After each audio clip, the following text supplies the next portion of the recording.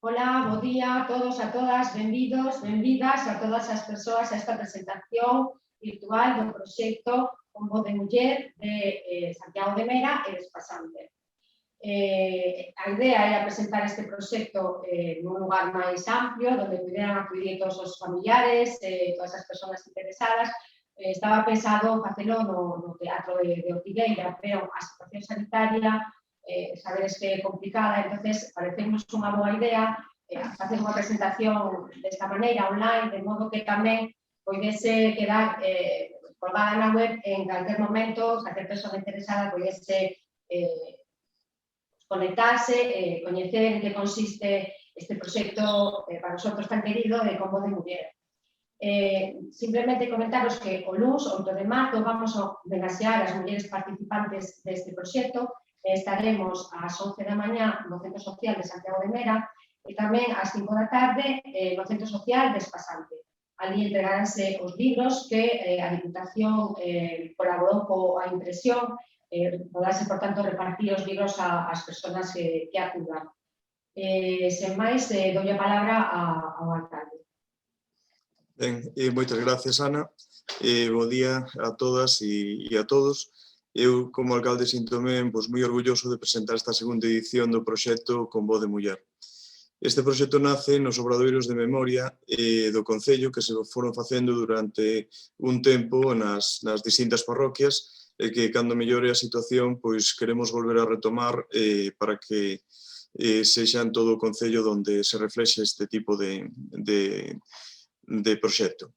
Nel participan mulleres entre 61 e 91 anos que nos relatan a súa vida, relato a relato, as súas experiencias, as súas anécdotas e unidas a un lugar e a unha parroquia do noso Concello. Xa fixemos nas parroquias de Loiba e de San Claudio e agora desta vez para Despasante e para Mera. Bueno, pois aquí relátanos as dúas Manolitas, Laura, Norma, Aurora, Josefa, outra Josefa, Inmaculada, María Josefa, Fina, Lourdes, María, Carmen, Pilar, Marisol, Marita, Olga e Saruca, e vanos contando como foi a súa vida na súa casa, como participaron no que é o progreso do seu lugar e da súa xente. Non se trata de, como dixen antes, de acabar agora cas parroquias de Mera e de Despasante, senón continuar. E en diferentes edicións, e o que pretendemos é recuperar a memoria histórica de todas as parroquias do Concello de Ortigueira. Recoller todas as súas declaracións e transmitirlle ás seguintes xeracións o que foron as súas formas de vida, o que foi o papel da muller no desenrolo do noso Concello e en sí quedarnos con un legado importante de toda a súa traxectoria, que sin duda valeunos de moito e é unha forma moi bonita de recordalas. Teño que agradecer a todo o persoal do Centro de Información á Muller, a Ana, a Rocío, a todos os que participan neste evento, e a Diputación da Coruña, que nos está facendo unha labor importante a hora de facer a impresión dos libros, que a verdad quedaron moi bonitos, e o que lles vamos a pedir é que nos sigan facendo impresión de todos os que nos quedan hasta completar todo o Concello. E como non a todas as participantes, xa as que fixeron tanto en Loiba como San Claudio, como agora as de Despasante, Mera e as que van a vir despois. Pola miña parte nada máis, todo este tipo de iniciativas a mí pareceme moi ben e o que sea recordar, como dixen antes, é fundamental para elas, que tamén nos reviven e para as seguintes xeracións que lles queda aí un archivo moi bonito. Ola, a min tócame un pouquiño explicar os antecedentes deste proxecto. Este proxecto, como moi ben nos dixo o noso alcalde, parte dos talleres que facíamos cas mulleres nas distintas parroquias. Cando desenvolvemos estes talleres, o que nos contaban parecíanos increíble.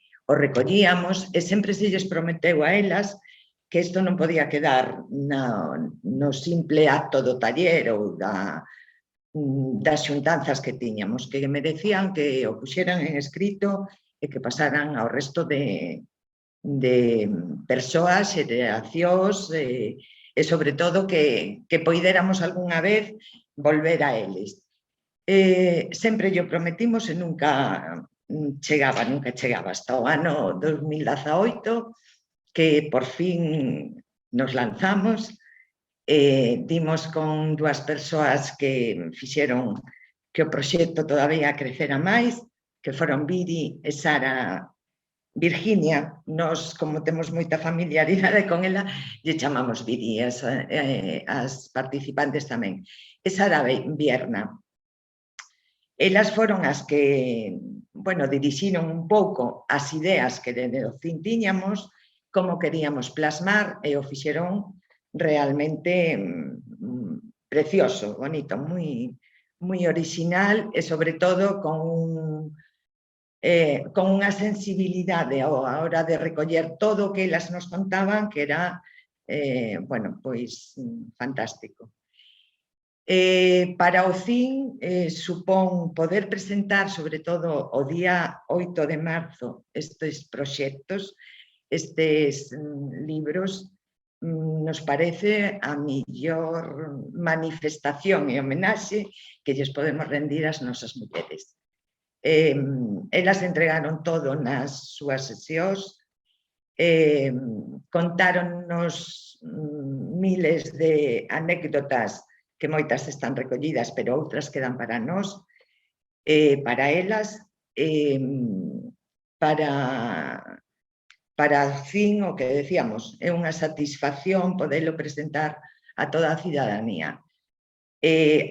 Quizás, aínda que pensábamos facelo, pois eso, con un acto esplendoroso, este tamén é moi esplendoroso, porque vai a chegar a moitísima xente, van a ver como evolucionou a parroquia, as parroquias de Ortigueira, a través das nosas mulleres. Dende o CIN, o único que podemos é agradecer a confianza que tiveron neste proxecto, porque foi comentarlo e participar sin preguntar, sin saber a que se expoñían, sin saber o que podía sair daqui.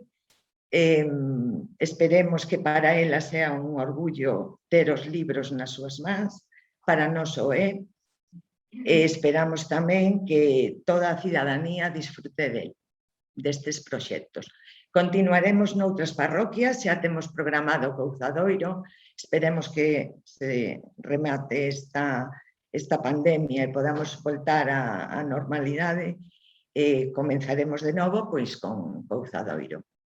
E agora, sin máis, como vos falei, vou dar paso a Virginia e a Sara, que son as creadoras deste proxecto e as que fixeron posible que quedara tan bonito.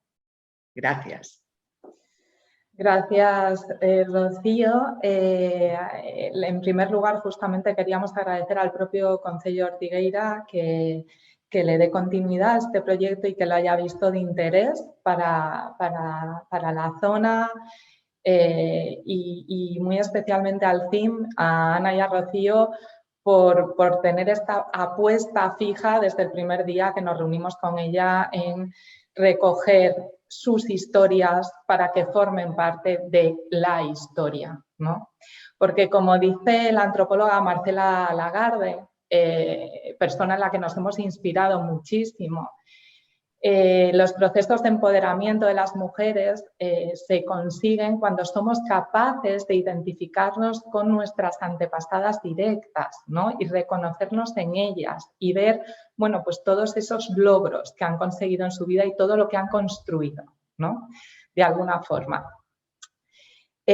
Para mí, concretamente, es muy especial este proyecto con Voz de Muller en general, porque se hace en Ortigueira y es de donde soy yo. Y esta edición, pues más todavía, porque Mera es mi parroquia. Y además tuve la enorme suerte que entre esas mujeres que el alcalde ha citado está mi abuela, que tiene 91 años y ha sido y es un orgullo para mí.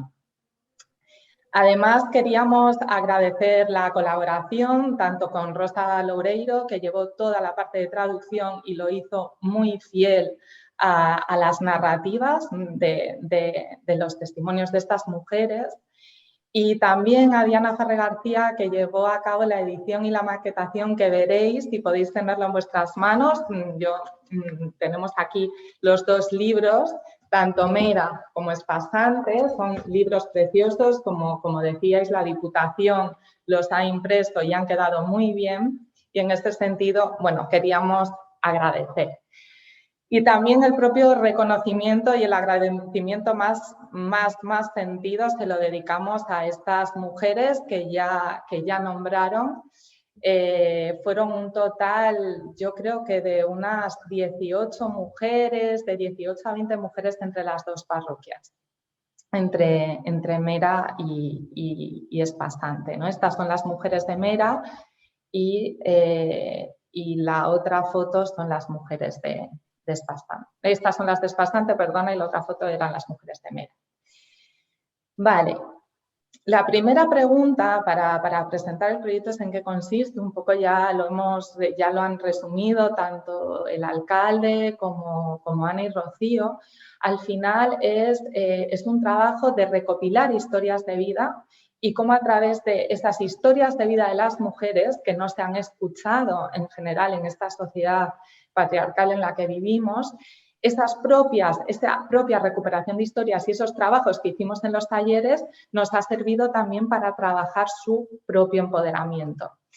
Y al final, cuando hablamos de Con Voz de Muller, hablamos de que todo eso se ha materializado en libros por parroquias, con todos sus testimonios e hilados, ¿no?, en un relato. Bien. Bueno, la segunda parte es contaros un poco, compartir un poco qué hubo detrás de esos libros, ¿no? Cómo se fue haciendo el viaje, es decir, cómo fue el proceso.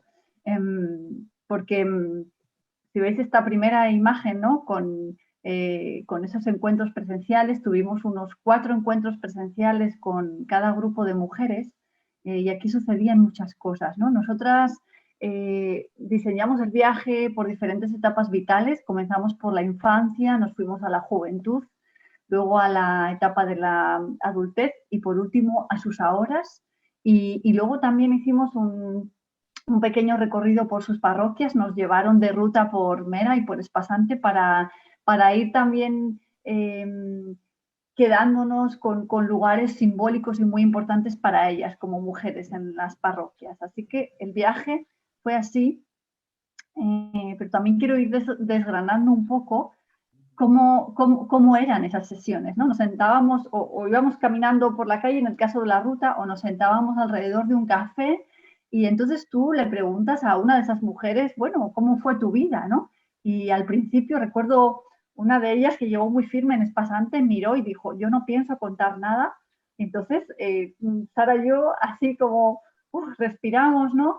Y bueno, y poco a poco vas tratando de tirar como de un hilo, ¿no?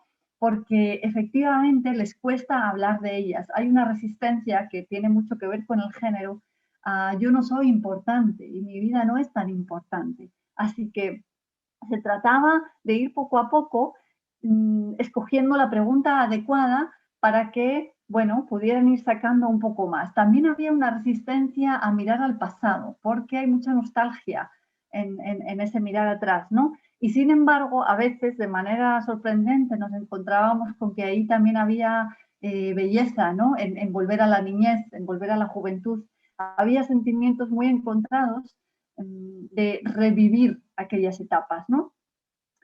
En el proceso también nos encontrábamos con cómo era la memoria. Efectivamente, esto nace de los talleres de memoria y a mí me gusta mucho observar cómo funcionaban sus memorias, ¿no? Era muy curioso cómo de una pregunta sobre un juguete, por ejemplo, se iban a algo como su viaje a Inglaterra, ¿no? Entonces, ¿qué conexiones y qué puentes iba creando la memoria para llegar a ese lugar, ¿no? Y a veces te contaban algo y luego decían, y así, y nada más, ¿no? Y tú pensabas, pero si acabamos de empezar, ¿no? Y había ahí otra vez de repente esa resistencia, lo mío no es tan importante.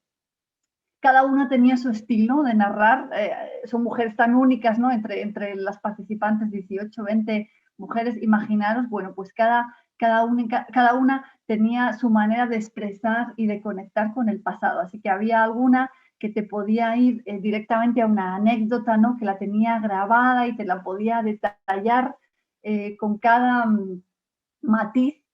Otras que, bueno, respondía más desde, ¿qué me estás preguntando? Pues yo te voy a responder exactamente, ¿no? Pero luego había como saltos temporales, ¿no? De un lugar a otro, expresiones muy propias, ¿no? Y ahí también quiero pararme un momento a comentar cómo usaban el lenguaje. Muchas de ellas, ¿no? Querían el lenguaje preciso, agudo, con ingenio, ¿no? Para nombrar, y decir, espera, ¿no? Que quiero contarte esto tal cual lo viví.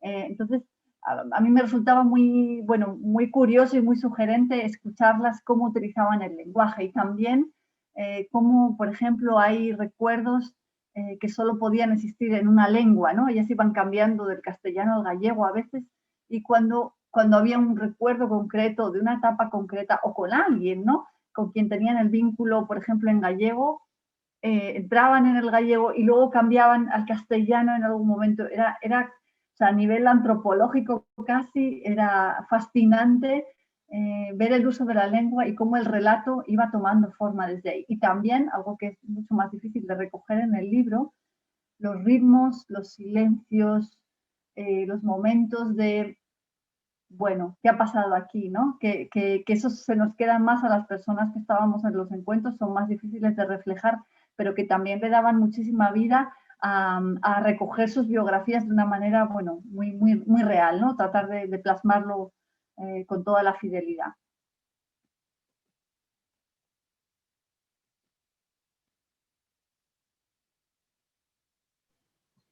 Sí, como expresaba Virginia, había momentos donde, claro, cuando entras a hablar de tus memorias, entras a hablar de la propia emoción y había muchas emociones que realmente a veces no eran muy fáciles de sostener, ¿no?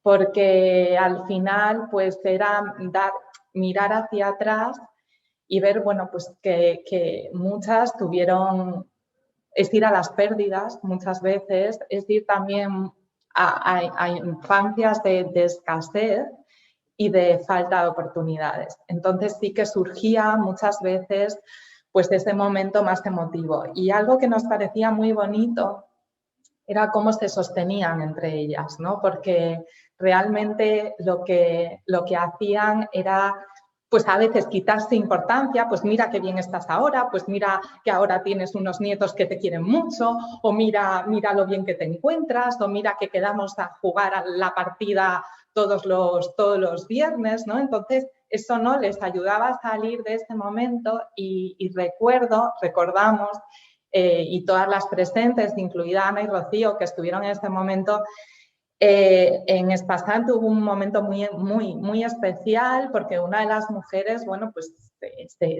se emocionó, se echó a llorar porque ella recordaba pues que su vuelta de la emigración había sido muy dura para ella, porque claro, había dejado mucho allí, ¿no? Entonces ella decía que si no fuese por esas mujeres que la habían apoyado, que habían estado con ella, que estaban sentadas en la misma mesa con nosotras, que ella no hubiese podido salir adelante, ¿no? Y entonces en ese instante justo, otra de las mujeres de Espasant se puso a canturrear una canción sobre la amistad con una voz celestial que nos dejó a todas con los pelos, bueno, de punta y muy emocionadas.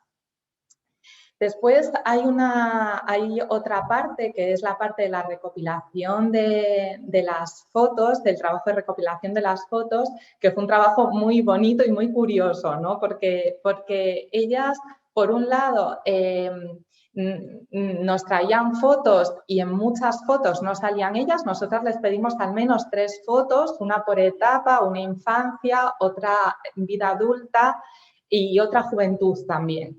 Y entonces era gracioso porque esto les pasa, te traen muchas y en muchas no salían ellas, ¿no? Por un lado porque esa reflexión, ¿no? Tenían tiempo para posar, ¿no? Para sacarse fotos, ¿no? De alguna forma, para parar su tiempo y sin estar trabajando. Por otro lado, porque claro, el paso del tiempo hace que muchas fotos no las estuviesen deterioradas, y también algo que nos llamaba mucho la atención era cómo nos traían las fotos de los otros y de las otras. Es decir, de mi marido cuando fue a ver a la Virgen de Lourdes, o de mi hijo haciendo la primera comunión, ¿no? Ellas, cuando les decimos que queremos sus fotos, las necesitamos a ellas porque es para un libro, que la atención vaya hacia su persona les resulta como extraño.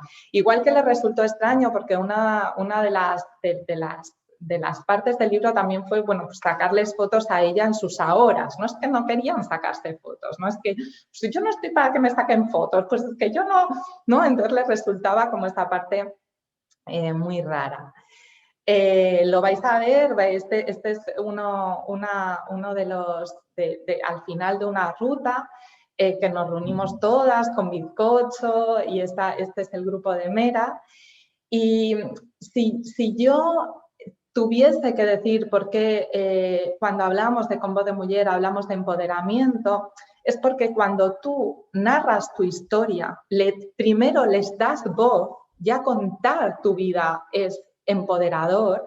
Lo es cuando tú te das cuenta, y algo en lo que pusimos mucho foco, en que se diesen cuenta todo lo que habían construido, todos los logros a los que habían llegado, no todo lo que habían hecho, ¿no? Porque como en teoría este trabajo que hacían ellas era un trabajo sin valía, pues lo dejaban pasar por alto, pero era todo y lo hacíamos visible todo el rato, ¿no? Entonces, en ese sentido, quisimos focalizar mucho este trabajo de todo lo que habéis conseguido hasta aquí. Genial.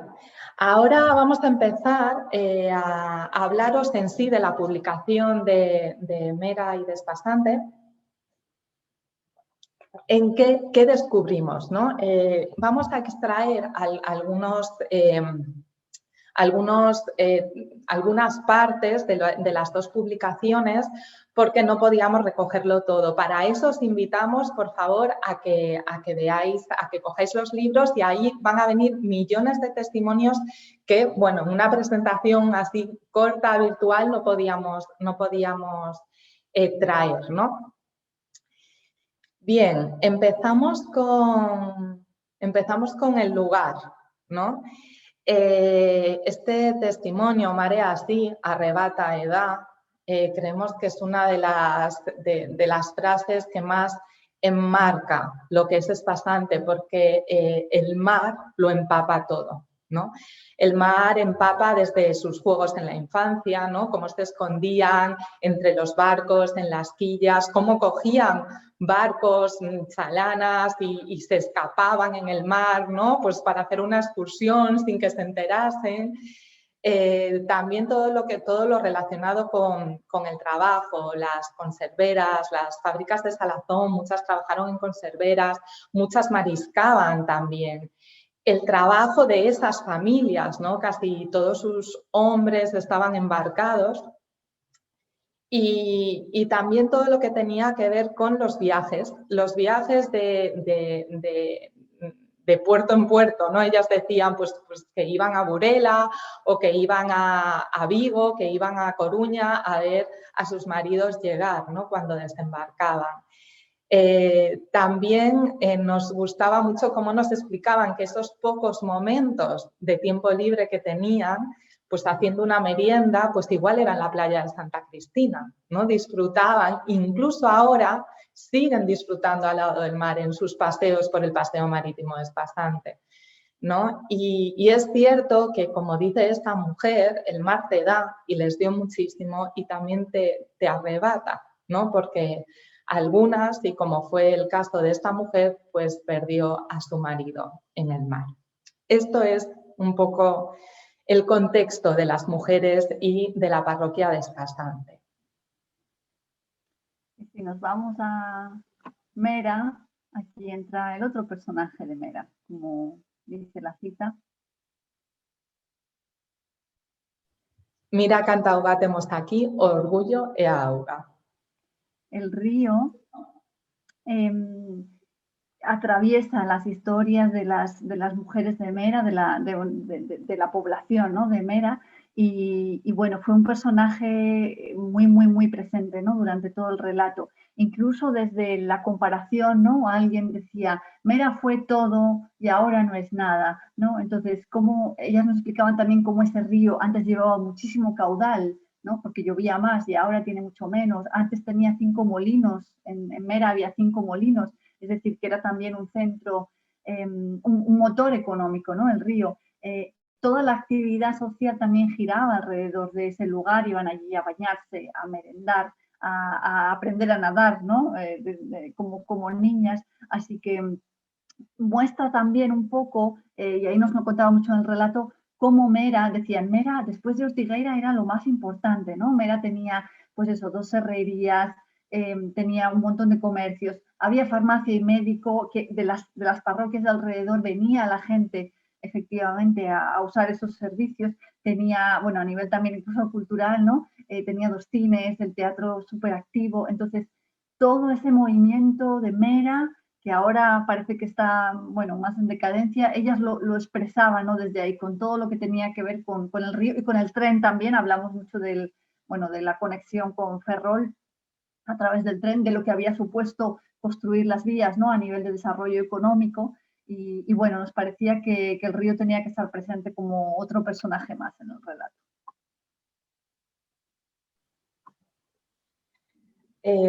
Ya yéndonos un poco a la infancia, en este caso en Espasante, es cierto que las mujeres de Espasante en general, la gran mayoría tuvieron infancias pues muy paupérrimas, de bastante pobreza, y ese factor en sí que las limitó tanto se unía el hecho de ser niña, ¿no? Porque ellas comentaban que muchos niños iban a la escuela y que ellas pues no podían, o no podían con continuidad.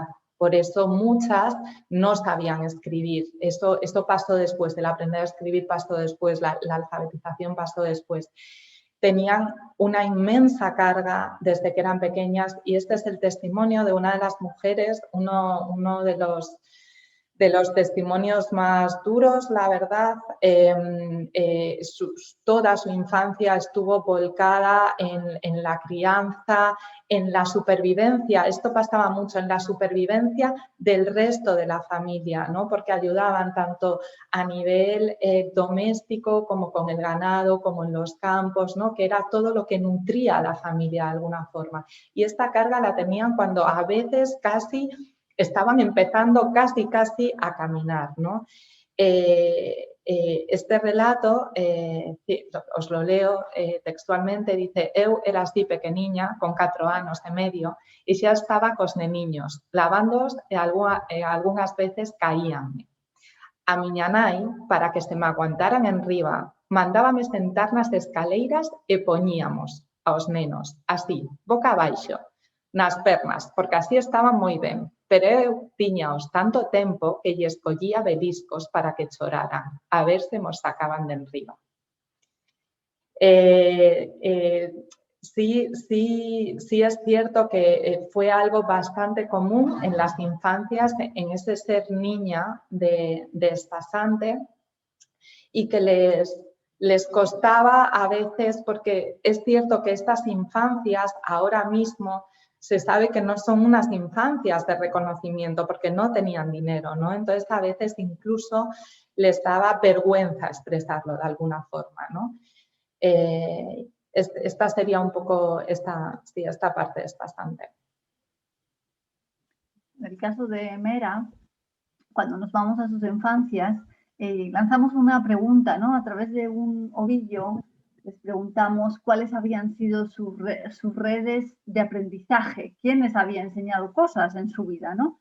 Y una de las mujeres nos dice: a nai era a que educaba, a que facía a caza, a que ia ao terreo.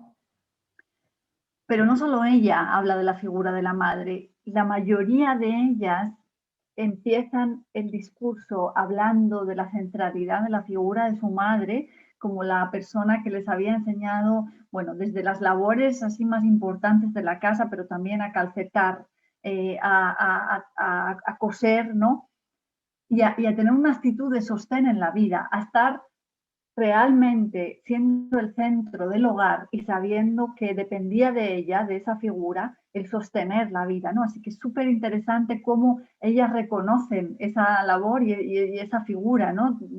Femenina. Y por otro lado, dentro de lo que son sus aprendizajes, todas repetían esa idea de yo quería ir a la escuela. A veces hacía mal tiempo, yo vivía lejos, pero yo quería ir a la escuela, ¿no? Y también te ponían la coletilla de no se me daba muy bien, pero eso por un lado, ¿no? Esa humildad, ¿no? Que viene también con el género, y por otro lado, como el deseo de querer haber aprendido más, de querer haber ampliado sus estudios. Eso es algo que muchas de ellas mencionaron. No pude seguir estudiando, y de hecho vamos a retomar luego que eso se vuelca en sus hijas, ¿no? En cómo ellas luego les dan oportunidades a sus hijas. Pero muy interesante ver la importancia que ellas sí les daban a tener una educación, ¿no? A poder seguir aprendiendo. Una de las partes más emocionantes de las publicaciones es cuando nos hablan de la emigración, porque aunque ahora podamos viajar mucho, esta aventura fue realmente merecedora, ¿no?, de ser contada. En Espasante hay dos movimientos, ¿no? Uno hacia afuera, de todas las que emigran, y otro un poco más hacia adentro, ¿no?, de alguna forma, de las que se quedaron.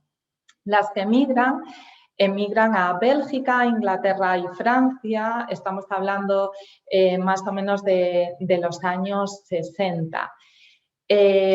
Realmente muchas de las que se quedaron nos decían que ellas hubiesen querido emigrar, ¿vale? Si les parecía por un lado una oportunidad y a nivel económico, y también, bueno, pues de conocer. Ellas decían estaba de moda irse, ¿no? Entonces querrían haberse ido. Lo que pasa es que no podían. En general, muchas nos contaban que se tenían que quedar aquí a cuidar, ¿no? A cuidar a su madre. Yo recuerdo un testimonio de una de las mujeres que decía que su hermano había emigrado, que ella quería emigrar, pero que alguien tenía que cuidar de su madre, ¿no? Aquí uno de los testimonios de Espasante dice: aquí quedamos arando, viaxando aos portos, queimando nas rozas, cegando, collendo as patacas, poñéndoas, e sempre cun fillo ao lado, ¿no? Eso sería un poco recoger todas las que se quedaron. Y después las que se marcharon iban con un sueño. Muchas tienen una gran añoranza. La gran añoranza es tener una casa, y tener una casa mejor de la que tuvieron en sus infancias. Ese era uno de los grandes objetivos, ¿no?, cuando emigraron, ¿no? Dice una de ellas: marchei con 20 anos, o soño que tiña era unha casa, cando tivera os cartos para a miña casa, viríame para aquí, ¿vale? ¿Qué pasa con todo lo que tiene que ver con dónde trabajan ellas, ¿no? Pues trabajan en hospitales, trabajan en restaurantes, en servicio doméstico, en limpieza, en costura. Incluso alguna llegó a trabajar en labores más administrativas en un ayuntamiento. En este sentido, vemos que el propio proceso migratorio les hizo aprender muchas cosas, ¿no? Porque era salir absolutamente de su contexto, conocer a gente diferente, costumbres diferentes también. Y no solo eso, incluso sus propios retos. Muchas no sabían escribir y aprendieron a leer y a escribir allí, porque como eran contratadas a nivel público por empresas de limpieza o en casas, ellas tenían que poder manejarse, ¿no? Entonces, normalmente, si emigraban con su marido, eran ellos los que les enseñaban. Uno de los momentos más difíciles que cuentan en este episodio de la emigración es lo que tuvo que ver con aquellas que dejaron a sus hijas o hijos aquí. Esa dualidad, ¿no?, entre tener que irte a buscar oportunidades también para tu hijo, para tu hija, y dejarlos, ¿no? Y ese momento de vuelta, ¿no?, cuando ves que no quieren, no te conocen, ¿no?, porque venían cuando realmente podían. Igualmente, sí es cierto que la vuelta para muchas de ellas fue difícil, como hablábamos al principio, pues porque allí tenían muchos medios, eran muy independientes y es cierto que muchas veces sus maridos eran los que querían volver porque querían ir al mar, porque querían, bueno, tener su huerta. Pero sí es cierto que, bueno, que todas nos hablan que de esa añoranza es bastante. Y la emigración al final, ninguna pudo decirnos que no fue positiva en su vida. Sí hubo procesos migratorios más complicados que otros, pero fue realmente poderoso haber emigrado de alguna forma. En el caso de Mera, cuando hablamos de su etapa adulta, vienen por un lado también historias de migración. Por un lado, aquellas mujeres que cruzaron el charco, como mujeres que fueron hasta Venezuela o aquí en Europa, pero hasta Inglaterra o Suiza, y también mujeres que se quedaron dentro de la península, pero no deja de ser un desplazamiento y un movimiento fuera de tu hogar, ¿no? Y hay un sentimiento incluso de desarraigo. Así que la mayoría de ellas se movieron o incluso fuera de Mera, siempre con la intención de querer volver, ¿no? Eso por un lado. Aquellas que se quedaron, en Mera resulta muy interesante también esa vena como emprendedora que tenían algunas, pues, y además lo dicen como quitándose importancia, ¿no? Pues desde ocuparse del negocio familiar, montar, tener durante años un taller de costura, montar una tienda de muebles que luego además crecía, ¿no? Y era también mercería, paquetería, ser operarias en fábricas. Todas ellas asumían retos y lo cuentan relativizando absolutamente cuando es una hazaña inmensa, ¿no? Y quizá dentro de las hazañas, en el caso de Mera queríamos pararnos mucho en cómo había sido y cómo es todavía la labor de los cuidados. Rescatamos primero una cita de una de ellas. E todo iso foi a miña vida sen poder sair porque tiña 3 persoas maiores e máis a miña irmá. Creo que a xente que tivo unha persoa maior encamada sabe ben o que é, porque son as 24 horas do día.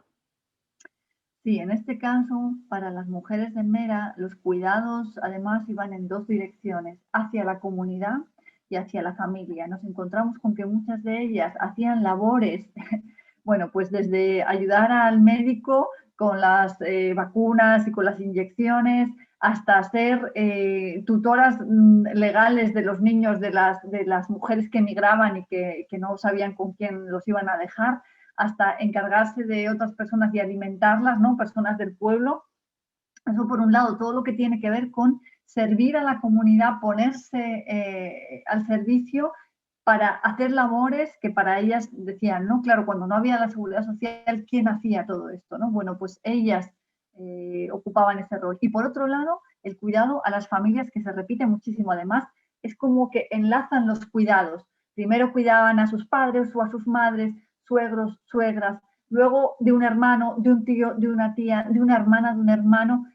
Es un relato sobrecogedor porque son esas 24 horas del día de no descansar, de estar cuidando. Y cuando tú les preguntas también de qué logros se sienten satisfechas, muchas de ellas valoran los cuidados. Es decir, ponen, por eso también queríamos traerlo, ¿no? Ponen ese reconocimiento a la labor tan desgastante y tan necesaria, y en un momento tanto de crisis, ¿no? Que estamos con los cuidados, tan necesaria, de quién hace si no, ¿no? Todo ese trabajo ingente de cuidar, de estar cerca, de acompañar física y emocionalmente a las personas que lo necesitan.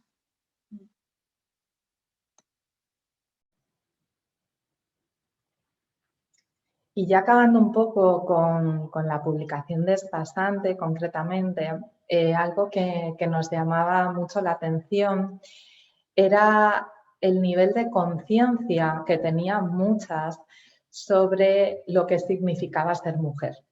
Lo que significaba ser mujer socialmente y lo que significaba ser mujer en las propias cargas, ¿no? diarias que tenían. Este es uno de los testimonios que rescatamos y que tiene más fuerza os lo leo primeiro, dice: non te das unha idea do que traballamos as mulleres, porque a min non me poñas contas, pero de traballar o que queiras. Sabes cando me relaxaba eu? Cando me sentaba a calcetar a noite. Ir coller ao monte, ir buscar o carro de braña, ir quitar o esterco da cuadra, coidar os animais, todo que tiñamos e máis os críos. A muller era para todo. Con dicirche que eu tiña que madrugar para ir ao río, se era de noite, lavaba. Se era de día, tiñaos comigo ali recollidos.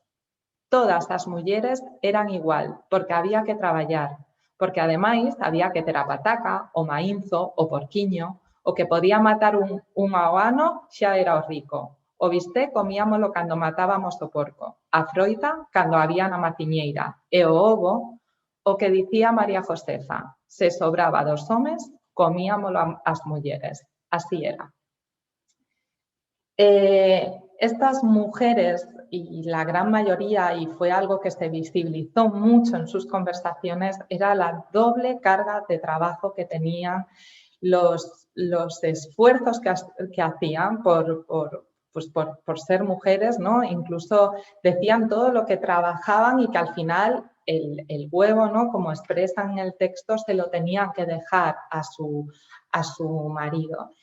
Y también algo que vemos es que, aunque sí hay una parte que sí hace este reconocimiento de esas 24 horas al día, 7 días a la semana dedicadas a cuidar a la supervivencia de todas las personas, tanto de la comunidad, como decía Virginia, como de su propia casa, sí es cierto que hay una parte que al final nos atraviesa el propio sistema, ¿no? Entonces, dejas de sentir que todo ese trabajo realmente ha tenido valía. Y de hecho, muchas hablan en muchos momentos de esta idea de estar enferma de los nervios. Es una expresión de estas mujeres de este tiempo, ¿no? Que probablemente cómo les ha atravesado el pensar que no hicieron nada y que no consiguieron nada tiene mucho que ver, ¿no? Con esas tristezas que han sentido por esa falta de atención social y de reconocimiento, algo que con esta publicación se está de alguna forma haciendo justicia. Y por último, sí es cierto que en estos límites de ser mujer queríamos mencionar algo de lo que hablan mucho en los encuentros, que era esa idea de ser madre soltera o ser hija de madre soltera, ¿no? Cómo eso era un estigma socialmente, ¿no? Que tenías que dejar de socializar, de ir a las fiestas, tenías que estar todo el día en casa, y cómo quienes fueron hijas de madres solteras también, bueno, pues decían que había sido duro y que se veía mal, ¿no? Es una reivindicación que ellas hacen ahora mismo de pues, que esto no tendría que ser así, porque claro, a mi madre además le costó mucho más sacarme adelante, ¿no?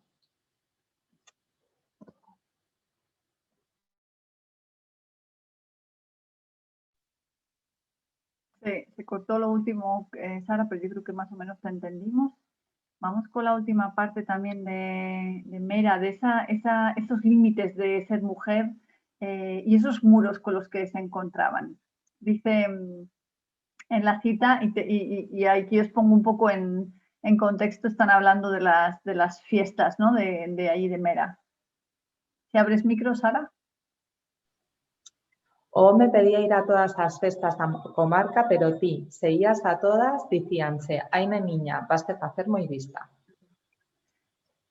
Todas comparten esa percepción de que había una presión social por cómo se comportaban las mujeres, ¿no? Los hombres en las fiestas, ¿no? Pues parece que podían hacer un poco lo que querían y ellas, en Mera había un muro, ellas hablaban, ¿no? De que había un muro donde se sentaba la gente mayor, mientras la gente más joven, ¿no? Iba paseando por allí y bueno, iba un espacio para divertirse, ¿no?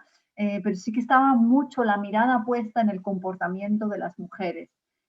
Así que ellas crecieron en parte con esa mirada y por otro lado durante su vida ejercieron una serie de transgresiones, ¿no? que también queremos visibilizar y que en el libro se narra, ¿no? Por ejemplo, cuando aprendieron a conducir. Muchas de ellas aprendieron a conducir muy jóvenes y eso les daba también mucha independencia, mucha autonomía, mucho poder para realmente desarrollarse, ¿no? Como mujeres. Muchas de ellas hablan también de cómo llevaban la economía de la casa realmente, ¿no? Ellas eran quienes decidían qué se gastaba, dónde y dónde estaban las prioridades en la casa. También hablaban de la importancia que le habían dado desde el principio a poder cotizar para tener el día de mañana, es decir, hoy, ¿no? Ya en su vejez, para tener su pensión, ¿no? Digna y tener su independencia económica.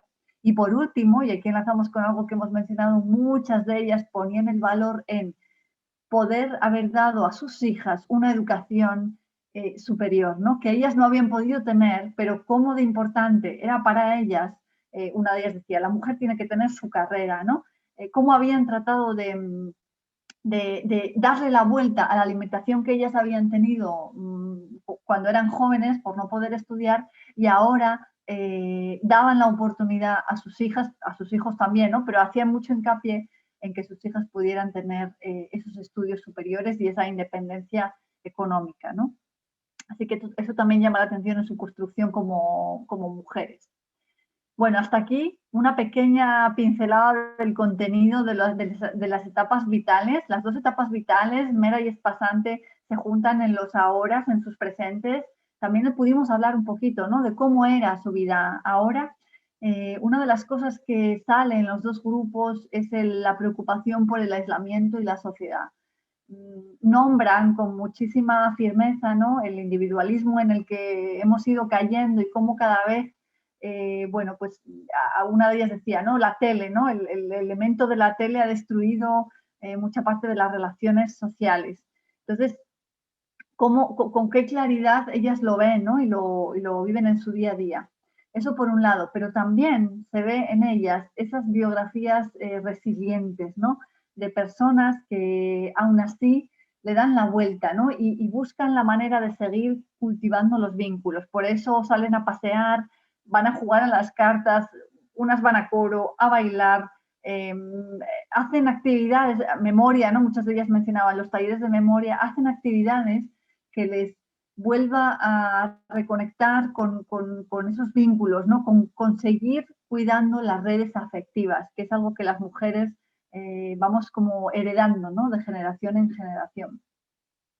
Después de esa parte, vale, hemos hablado de las redes afectivas, entonces queríamos cerrar también con algo muy simbólico, que es un momento que se dio el último día en Mera, cuando ya acabamos la ruta, así que fuimos a casa de una de ellas, de Saruca, y allí empezaron a ver las plantas, ¿no? Entonces cada una empezaba a fijarse en plantas diferentes y de manera muy natural y muy orgánica empezaron a intercambiarse semillas, a hablar de trucos pero ¿cómo haces para que la hortensia realmente florezca y tenga ese color estupendo? Así que iban entrelazando saberes, ¿no? Saberes de la tierra que hacen que siga perviviendo la vida desde ese lugar, ¿no? Porque había un interés genuino porque la vida siga, porque florezca, porque la belleza a nuestro alrededor se mantenga, ¿no? Así que esa es una de las imágenes que nos llevamos, ¿no? Cómo son capaces de compartir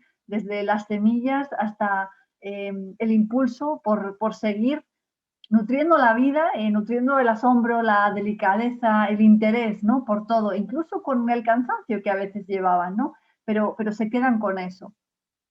En la última sesión, una de ellas dijo, habíamos terminado y dice, pero bueno, queda mucho en el puchero. Efectivamente, las vidas de estas mujeres podríamos volver otra vez con la grabadora y empezar de nuevo alrededor de un café, porque habrá un montón de cosas que nos hemos dejado por el camino, pero esperamos que las publicaciones muestren al menos un poco de todo lo que nosotras hemos recogido. Hemos recogido y hemos vivido desde la risa, desde el desconcierto a veces, la admiración, el miedo a llegar a lugares que no sabíamos dónde íbamos, el llanto, ¿no? Incluso nos venía hoy la emoción al recordar todo, y la certeza, sobre todo la certeza de que las vidas de estas mujeres tienen un valor inigualable y tienen que estar, ¿no? en un libro, en un espacio donde se haga visible y donde se haga honor, para que ellas lo vivan, pero que también para que lo vivan las generaciones que vienen, ¿no? Y que le puedan poner valor a recuperar las voces de estas mujeres. Así que bueno, desde ahí cerramos la presentación de esta parte del contenido del libro y no sé si Ana o Rocío queréis decir algo más.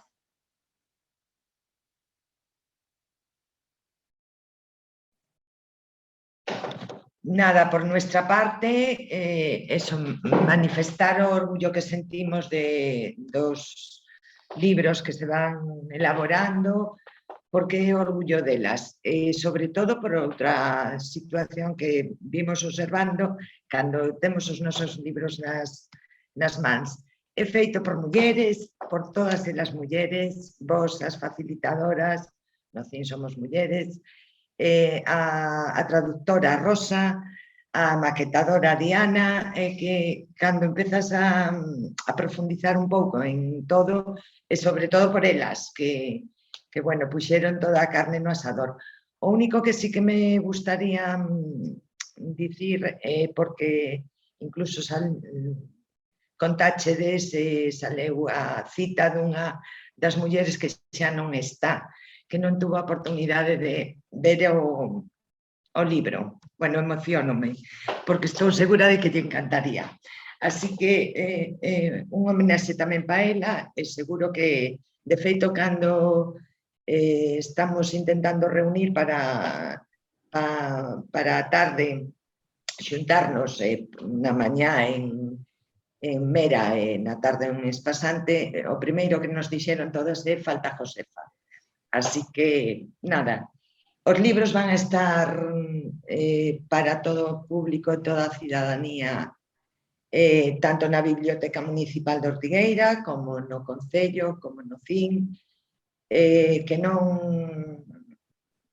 os collades, que vos empapedes de todas as historias que aquí se contan e, sobre todo, pois moitísimas gracias a todas as mulleres que nos diron a súa confianza e están aquí plasmadas. E a vos tamén. Gracias al CIM y efectivamente, Rocío, el testimonio era de Josefa y nosotras nos hemos acordado mucho de ella y desde aquí también todo nuestro cariño a su hijo y al resto de mujeres de Espasante en concreto, ¿no? Que era del grupo de Espasante. Vir, no sé si quieres despedirte. Nada más, gracias por este encuentro y bueno, a celebrar, ¿no? Que es también la intención, como poder, incluso en estas circunstancias, celebrar todo lo que hemos vivido gracias al proyecto. Así que nada, gracias.